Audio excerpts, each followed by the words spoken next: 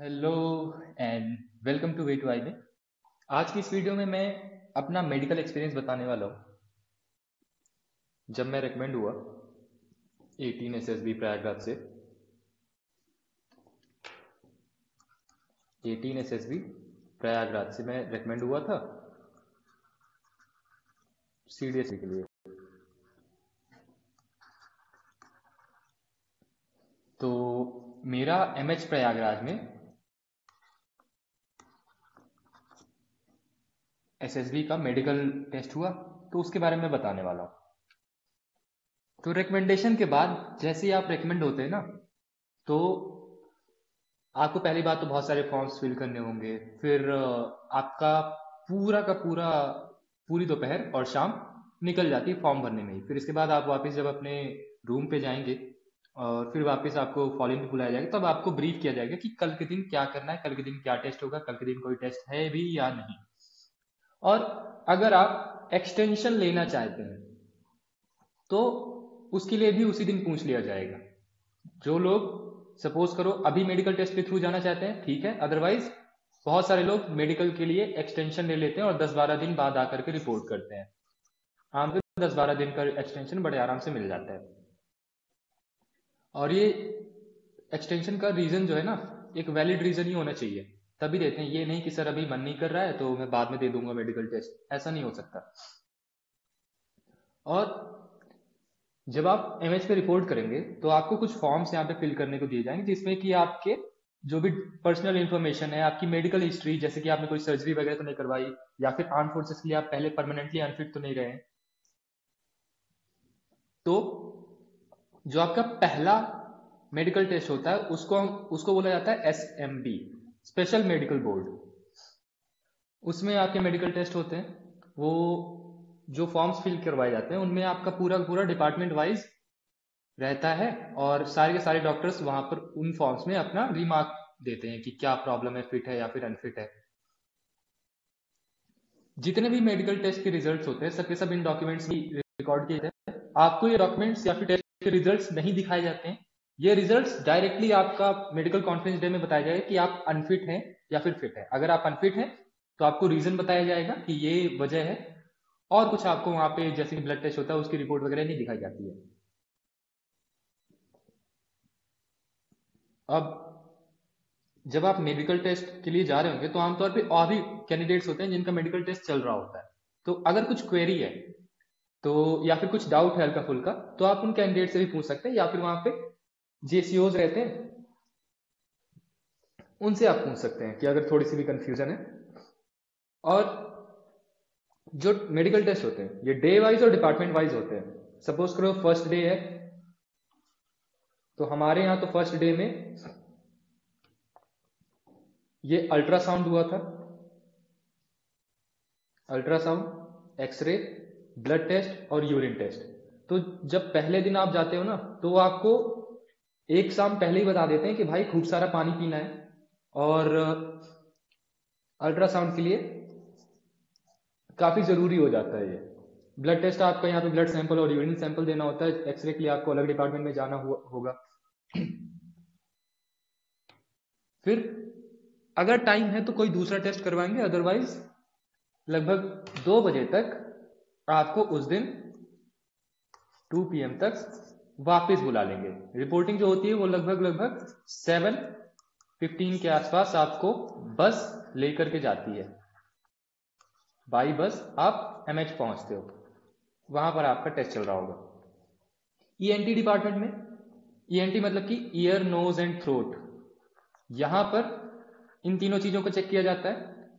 यहाँ थ्रोट में आपकी कोई एबनॉर्मेलिटी तो नहीं है, ईयर्स को चेक किया जाता है। आमतौर पे ये वैक्स को क्लीन करके आने की सलाह दी जाती है, लेकिन ध्यान देना भाई, वैक्स को ऐसे नहीं कि आपने कुछ रोड साइड वाले से किसी से करवा लिया या फिर किसी ऐसे डॉक्टर से करवा लिया जिसने कि आपका कान का पर्दा ही खराब कर दिया। मेरे साथ में ये एक कैंडिडेट था जिसने कि कान साफ करवाया था, और उस डॉक्टर ने उसका ऐसा कान साफ किया कि उसका कान का पर्दा फट गया। और उस एक छोटी सी गलती की वजह से उसका पूरा पूरा आर्म फोर्सेस का करियर ही खत्म। तो भैया आप चाहो तो वो कॉटन वाली स्टिक्स ले लेना, उनसे हल्का हल्का आप वो निकाल लेना, कोई दिक्कत नहीं है, ठीक है। तो इम्प्रॉपर क्लीनिंग की वजह से वहां पे कान का पर्दा डैमेज हो गया और वो बाहर हो गया बेचारा। नोज कोई एबनॉर्मेलिटी तो नहीं है, तो आमतौर पे डीएनएस होता है जो कि बड़े आसानी से ट्रीट हो जाता है सर्जरी के साथ में। तो अगर आपको ये मिलता है तो कोई दिक्कत वाली बात नहीं है, इसको ठीक करवा लेना, दोबारा वहां पे मेडिकल टेस्ट में सही हो जाएगा। आपकी हियरिंग एबिलिटी चेक की जाती है। अब जैसा कि मुझे समझ में आया, मुझे यहाँ पे दूसरों से पता चला, तो कुछ जगहों पर ऑडियोमेट्री टेस्ट मशीन से होता है, कुछ एमएच में। और जैसे कि एमएच प्रयागराज का मैं बता रहा हूँ, तो वहां पर मैनुअली होता है। वहां पर सपोज करो कि ये रूम है जहां पर आपका ईएनटी डिपार्टमेंट का डॉक्टर बैठता है। तो आपको जितने भी कैंडिडेट्स हैं, आप यहाँ पे लाइन में खड़े हो जाएंगे, डॉक्टर साहब यहाँ पर खड़े रहेंगे, और आपकी जैसे सपोज करो इस कैंडिडेट का चल रहा है यहाँ पे मेडिकल टेस्ट, यहाँ पे हियरिंग एबिलिटी चेक करनी है, तो यहाँ पर एक जेसीओ साहब खड़े रहेंगे। वो आपके एक कान में कुछ एक कार्डबोर्ड सा लगा देंगे और उस पर ऐसे ऐसे उंगली से घिसते रहेंगे, और दूसरे कान से आपको सुनना होता है। जो भी नंबर ये यहाँ से बोलेंगे डॉक्टर साहब, आपको उसको रिपीट करना है। ऐसा यहाँ पे टेस्ट होता है, बिल्कुल नॉर्मल से होता है, पैनिक नहीं करना है कि मुझे सुनाई देगा कि नहीं, क्योंकि बहुत सारे लोग इस घबराहट में थोड़ा सा दिक्कत हो जाती है उनको, है। और एक आध अगर वहां पे गलत भी हो जा रहा है तो कोई दिक्कत नहीं है, अपना यहाँ पे आराम से रिलैक्स होकर के देना है, विदाउट हैविंग एनी डाउट्स, ठीक है। 5 से 10 मीटर की दूरी होती है आमतौर पे। और इसमें सारे के सारे ही कैंडिडेट्स मेरे बैच में फिट थे। हम लोग कितने, शायद 6 लोग थे, 6, हाँ 6 लोग थे हम, 6 या 7 लोग थे हम आईज डिपार्टमेंट में। अब ये अगला दिन है भाई, ये एक एक दिन में एक एक टेस्ट हो रहे थे। आईज के दिन तो भाई पूरा का, जिस दिन आपकी आईज टेस्ट होंगी ना, पूरा दिन लग जाएगा। मशीन्स के थ्रू पहले चेक होती हैं, वहां पर आपको देखने के लिए कहा जाएगा, और आपकी एक रिसीट मिलेगी जिसमें कि आपकी हर एक आंख की पावर लिखी होगी कि आंख का विजन कितना है। फिर वो आपका विजन दोबारा चेक करेंगे। अगर आपका स्पेक्टिकल लगे हुए हैं, चश्मा लगा हुआ है आपको, तो लेंसेज सेम पावर के लगाएंगे और चेक करेंगे कि आप प्रॉपरली रीड कर पा रहे हैं या। इशिहारा टेस्ट होता है कलर ब्लाइंडनेस के लिए। तो भाई एमएच प्रयागराज में तो वो स्क्रीन पे दिखा रहे थे, आमतौर पे बुक में होता है लेकिन वहां पर स्क्रीन पे दिखा रहे थे। और जैसे कि ये नंबर है तो फटाफट यहाँ पे स्लाइड चेंज करते जा रहे हैं, तो आपको 3 से 5 मीटर के डिस्टेंस से, ठीक है, 3 to 5 मीटर डिस्टेंस से आप यहाँ पे बैठे हुए हैं, यहाँ पर स्क्रीन है, आपको नंबर्स को जल्दी जल्दी फटाफट रीड करना है। फिर इसके बाद कुछ देर बाद आपको एक आंखों में आई ड्रॉप डालने के लिए बोली जाएगी। आमतौर पे आधे घंटे के लिए बोलते हैं कि आधे घंटे तक यहाँ पे थोड़ा सा आराम करना है। 3 बार शायद डाली जाती है अगर मुझे ठीक से याद है। इससे क्या होगा, आपकी जो प्यूपिल है आईज की, वो डायलेट हो जाती है। कुछ समय के लिए आपको दिखने में बड़ी दिक्कत होती है, ब्लर हो जाता है। उस दौरान फिर से आपका विजन चेक किया जाता है और फिर आपको वापस भेज दिया जाता है। वो दिन भी खत्म हो गया आपका, वो वाला टेस्ट भी खत्म हो गया। अगले दिन आप जाओगे सर्जरी के लिए। तो भैया सर्जरी, अगर आपने कोई करवा रखी है सर्जरी या ऑपरेशन करवा रखा है जिसके निशान हैं अभी, तो उसके बारे में वो डॉक्यूमेंट्स मांगेंगे कि भैया तुमने ये सर्जरी करवाई थी, इसके डॉक्यूमेंट्स दिखाओ। अदरवाइज आमतौर पे वो डॉक्टर्स टीआर दे देते हैं। टीआर यानी कि टेम्पररी रिजेक्शन।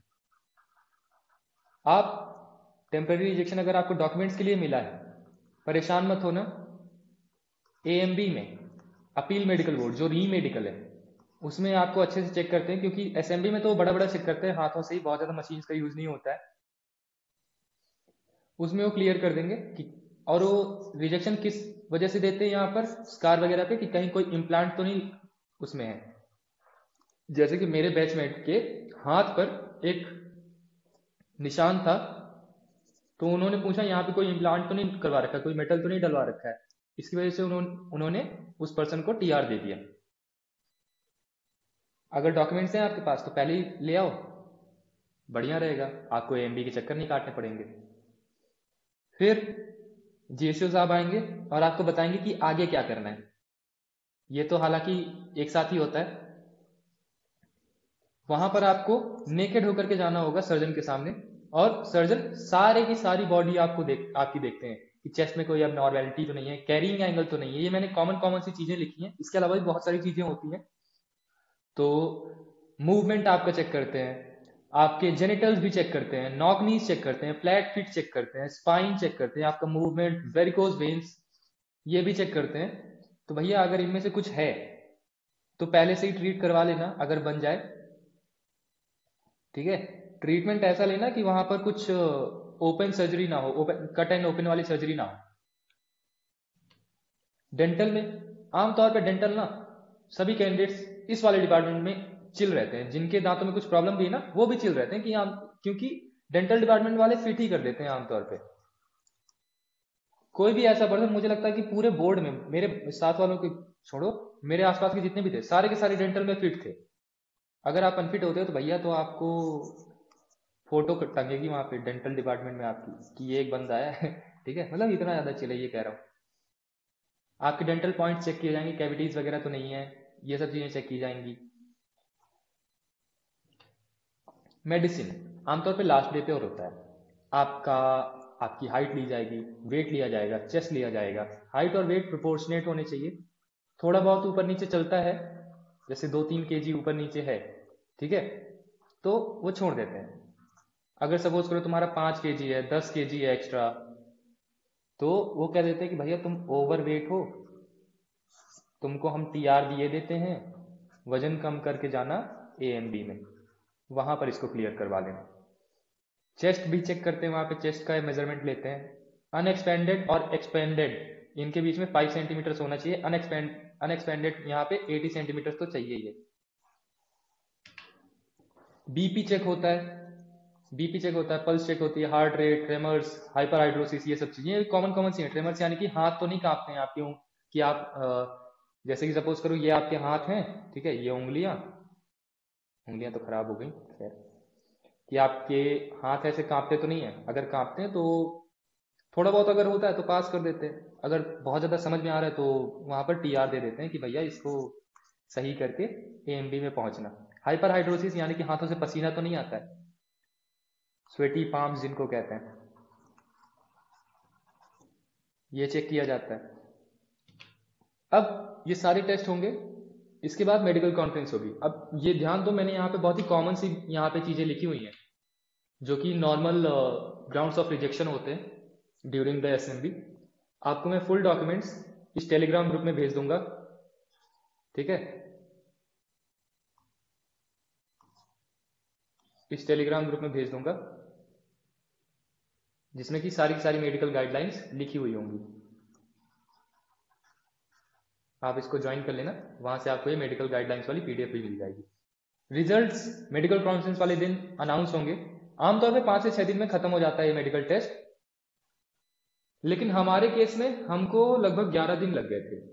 बीच में दिवाली पड़ गई, एक आध दिन एमएच बंद रहा, ठीक है, संडे में एमएच बंद रहता है आमतौर पे। फिर किसी दिन कोई टेस्ट ही नहीं हो पाया तो वो दिन पूरा खाली चला गया, तो हमारे 11 दिन लग गए। आपकी जितनी भी टेस्ट रिपोर्ट्स हैं वो आपको नहीं दी जाएंगी, बस आपको लास्ट में बता दिया जाएगा कि आप फिट हैं या फिर अनफिट है। अगर अनफिट है तो आपको टीआर के बारे में बता दिया जाएगा कि ये टीआर है आपका। अगर आप अनफिट हैं तो आपको बताया जाएगा कि जैसे सपोज करो, मान लो आज 10 फरवरी होती, ठीक है, तो कहा जाएगा कि आज से 42 दिन है आपके पास, 42 दिन में आपको अपीयर होना है एएमबी के लिए। 42 दिन यानी कितने, 18 यहां हो गए, और फिर इसके बाद 24 दिन, नेक्स्ट 24 मार्च को आपको, 24 मार्च के पहले पहले आपको अपीयर होना है। एएमबी के लिए आप अलग अलग जगह जा सकते हैं, जैसे कि बेस हॉस्पिटल दिल्ली कैंट है, या फिर कमांड हॉस्पिटल है, अलग अलग वहां पे रहते हैं। जब डॉक्यूमेंट्स आप फिल करेंगे ना, जो भी फिट या फिर अनफिट कैंडिडेट्स होते हैं तो उनको डॉक्यूमेंट्स फिल करने के लिए बोला जाता है, तो उसमें आपको चूज करना होता है जो भी अनफिट कैंडिडेट्स हैं, और जो भी आगे के इंस्ट्रक्शंस हैं उनको बता दिया जाता है। एमबी के लिए आपको यहाँ पे एमबी के लिए फी भरनी होती है, उसके बारे में बता दिया जाएगा कि 2 तरीके हैं, या तो ऑनलाइन भर लो भाई पोर्टल के थ्रू, या फिर ऑफलाइन बैंक में जाकर के आप दे सकते हो। कोई भी अगर रिजेक्शन मिलता है तो आपको 42 दिन मिलेंगे एएमबी के लिए, ठीक है। सपोज करो आप एएमबी के लिए जाते हो, वहां पर भी सेम टीआर के लिए आप रिजेक्ट हो जाते हो, तो आप अप्लाई कर सकते हो आरएमबी के लिए, रिव्यू मेडिकल बोर्ड। अब भैया एएमबी आपका हक है, ठीक है, इट इज योर राइट, आपको मिलेगा ही मिलेगा, लेकिन आरएमबी डिस्क्रेशनरी है, ये जरूरी नहीं कि आपको मिल जाए, ठीक है। तो ये हो गया। अब आरएमबी में बहुत सारे लोग फिट होते हैं, अगर आपको यहाँ पे टीआर मिल रहा है तो परेशान मत होना। और हाँ, एक और चीज है कि कुछ लोग कहते हैं कि ये पीआर है क्या, पीआर मतलब कि परमानेंट रिजेक्शन। भैया कुछ भी चीज जो कि ट्रीट हो सकती है वो फिट कर दिया जाएगा आपको, पीआर जैसी कोई चीज ही नहीं होती है, ठीक। आप टेम्पररी रिजेक्शन में ही आओगे, आपको 42 दिन का टाइम मिलेगा एमबी के लिए, फिर इसके बाद आरएमबी के लिए भी अप्लाई कर सकते हो। हालांकि आरएमबी का अप्लाई करने के बाद सबको वहां पे उसका कॉल नहीं आता है, वो अलग बात है।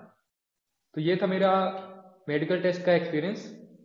टिप्स अगर मैं कुछ देना चाहूँ तो भाई साहब, मेडिकल गाइडलाइंस पढ़ लेना और देख लेना कहीं कोई ऐसी बड़ी बीमारी तो नहीं है आपको, क्योंकि बहुत सारे ऐसे कैंडिडेट्स हैं जिनको पता लगता है कि वो भैया बहुत ही ज्यादा दिक्कत है उनको, आर्म फोर्सेज में करियर की तो छोड़ो, उनको डेली लाइफ जीने में भी दिक्कत है, इस तरह की प्रॉब्लम्स वहां पे निकल आती हैं।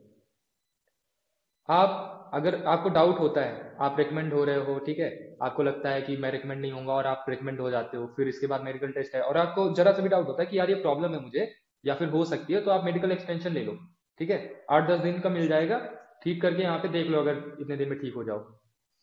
टीआर मिलता है तो कोई परेशानी नहीं है, आप अदर कैंडिडेट्स से यहाँ पे हेल्प ले सकते हो, जो भी रिकमेंडेड कैंडिडेट्स हैं। तो आमतौर पे वो व्हाट्सएप ग्रुप किसी ना किसी तरह का बना होता है, जैसे कि यहाँ पे सीडीएस एंट्री का यहाँ पे बना हुआ है, ओटीए वालों का अलग बना हुआ है, आईएमए वालों का अलग बना हुआ है, एएफए वालों का अलग बना हुआ है। तो वो ग्रुप किसी तरह से आप ज्वाइन कर लोगे, अगर एक आध जगह पूछोगे तो पता चल जाएगा कैसे ज्वाइन करना है, और उसके बारे में इंक्वायर करके उसको जल्दी से जल्दी ट्रीट करा लेना है, क्योंकि भाई 42 दिन के अंदर अंदर रिपोर्ट करना है कहाँ, एएमबी के लिए, अगर आप टीआर मिलता है। अगर आप फिट हो तब तो बहुत बढ़िया है भैया, कोई दिक्कत ही नहीं है। आज की इस वीडियो में इतना ही, मिलते हैं अगली वीडियो में।